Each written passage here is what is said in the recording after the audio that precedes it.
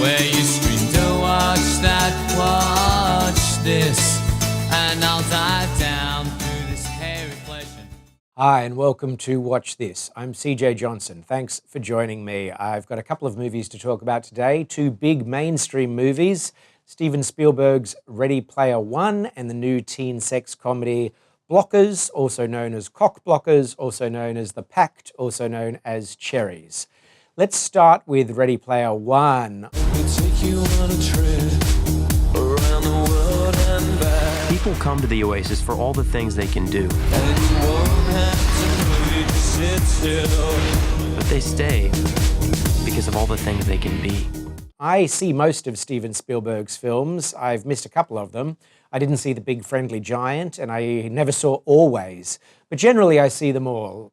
Spielberg is beyond dependable. He knows, maybe more than anyone alive, the nuts and bolts of filmmaking. When you go to see a Steven Spielberg film, you're guaranteed to get a professional product.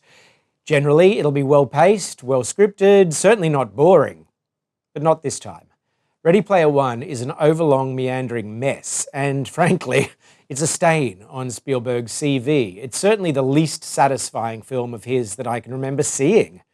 It spends much of its time in a video game called The Oasis, and it follows a very, very bland young hero, played by a very, very bland Tye Sheridan, who's trying to, well, win the video game. This is a film essentially devoid of stakes, or at least any stakes that I could get on board with. Even outside its vacuous milieu, the milieu of taking place within a video game, this film makes remarkably dunderheaded choices. Here's an example that's emblematic of the whole. So Tye Sheridan's character's avatar in the game falls for a cute female avatar. But when he professes his attraction to her, she warns him that in real life, she's not so pretty. Well, spoiler alert, when he finally meets her, she's gorgeous, played by the gorgeous actor Olivia Cooke. She's got a small and not an unattractive birthmark. That's a groaner. She's like, oh, look, I'm so unattractive. And he's like, brushes her hair aside, and he's like, no, you're really pretty. I mean, it's that kind of thing. Also, here's another example. In the game, you can be anything you want. You can choose any avatar in the entire world. So why in the world do the characters in this film choose avatars that are basically just themselves with slightly cooler haircuts and slightly cooler jackets? Wouldn't you pick like a 100-foot monster? Wouldn't you be Godzilla or King Kong or something really cool?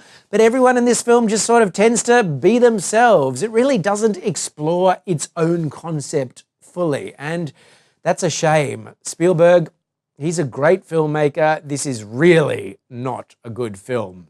Also not a good film is Blockers, also known as Cock Blockers. Let me just explain that. You'll notice when you see the posters for this film, and they are everywhere, the way that the name is written on the poster is there's a picture of a rooster followed by the word blockers, hence Cock Blockers.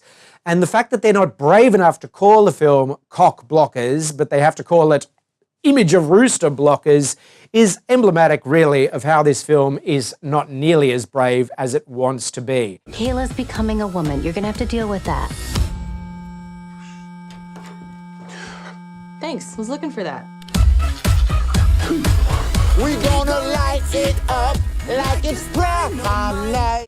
It's been through a whole bunch of iterations. I gather that once upon a time, the three main characters were three guys, and the film was much more dude skewing. And now it has been changed to have a female parent along with two bloke parents, and is directed by a woman, and it's about three girls who make a sex pact, so skewing towards being more female friendly, which is to its credit. But really, this sex comedy totally blows its clever premise by being very, very mundane and sentimental and schmaltzy. So here's the clever premise. Three parents try to stop their daughters having sex on prom night. There's a movie there, and this version of it bends over backwards to feature casual diversity, diversity of sexuality, and essentially a pro-safe sex message. But it also really wallows in the kind of forced, saccharine, sentimental schmaltz that much older films, like Animal House and American Pie, those traditional duty films, actually manage to avoid. We're left with a film that pretends to be progressive, but is actually pathetically mired in sloppy convention. The last 20 minutes are unwatchable. I was deeply embarrassed for every single actor on screen as they delivered these lines that betrayed any hope the film's not even risque title promised. Really appalling. That's been my reviews of Cock Blockers and Ready Player One. Thanks for joining me.